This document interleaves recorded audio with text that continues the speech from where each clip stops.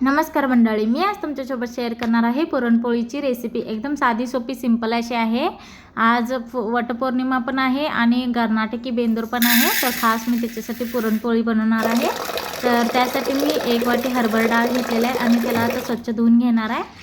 त्यानंतर स्वच्छ धुवून घेतल्यावर त्याच्यामध्ये मी पाणी घालून घेणार आहे।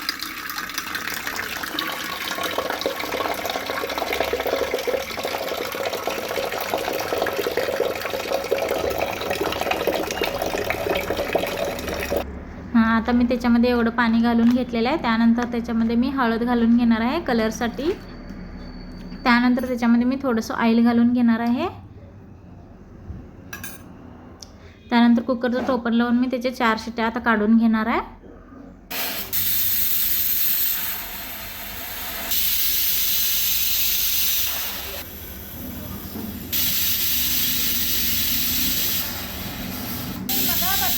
आणि आता गॅस बंद करून मी कुकर गार झाल्यावर चेक करून घेतलेलं आहे डाळ शिजले की नाही। तर डाळ शिजलेली आहे आणि त्याच्यातलं पाणी वेगळं करून घेतले आणि डाळ वेगळं करून घेतले। त्यानंतर तिकडं पाणी नितळत आहे तोपर्यंत डाळीतलं इकडं मी गव्हाचं पीठ मळून घेत आहे। त्याला चाळून घेतलेलं आहे व्यवस्थित। त्यानंतर त्याच्यामध्ये मी थोडंसं मीठ आणि तेल जरा जादा घातलेलं आहे, कारण की कणिक मऊ मस्त होते म्हणून। आणि त्याच्यामध्ये मी थोडं जसं पाणी लागेल तसं मी हाताने मळून घेत आहे।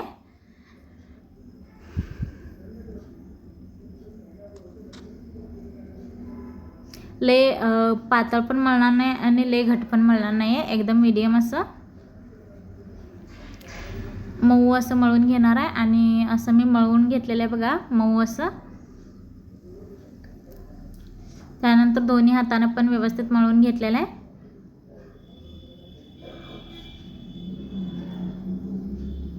बघा, एकदम मऊ असं झालेलं आहे। त्यानंतर त्याच्यामध्ये मी थोडंसं ऑइल घालून घेणार आहे।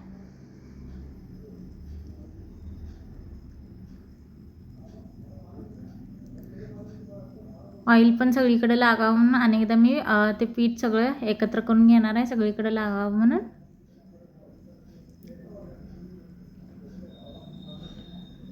असं मी पोळीसाठी पीठ मळून घेतलेलं आहे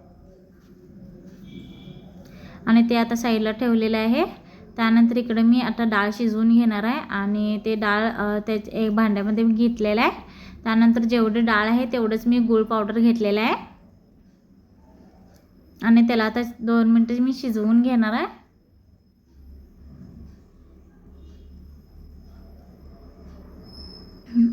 ते काळं ऑर्गॅनिकचं गूळ आहे म्हणून ते तसं काळं दिसत आहे।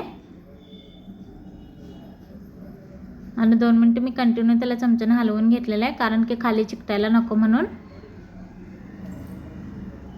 आणि मी अशा प्रकारे हे डाळ पण शिजवून घेतलेलं आहे। त्यानंतर ते जाळीमध्ये मी वाटीने प्रेस करून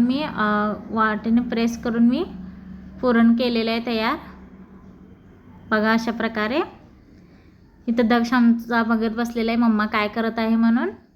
त्यानंतर त्याच्यामध्ये मी थोडंसं इलायची पावडर घातलेलं आहे, छान टेस्टी लागते म्हणून। आणि इकडं मी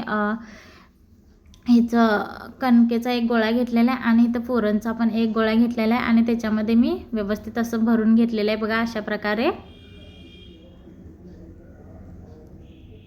आणि त्याला आता पीठ लावून मी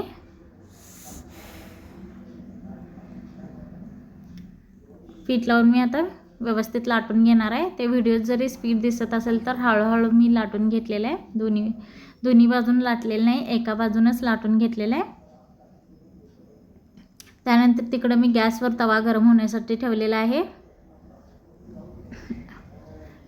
बघू शकता। असं मी पोळी अशी लाटून घेतलेली आहे। त्यानंतर तव्यावर मी थोडंसं तेल घालून घेतलेलं आहे, तुम्ही तूप जरी घातलं तरी चालते। आणि हे इकडच्या बाजूला पण मी तेल लावून घेतलेलं आहे आणि आता त्या पोळीला मी दोन्ही बाजूने व्यवस्थित भाजून घेणार आहे बघा। अशी फुगत आहे कशी माझी पोळी।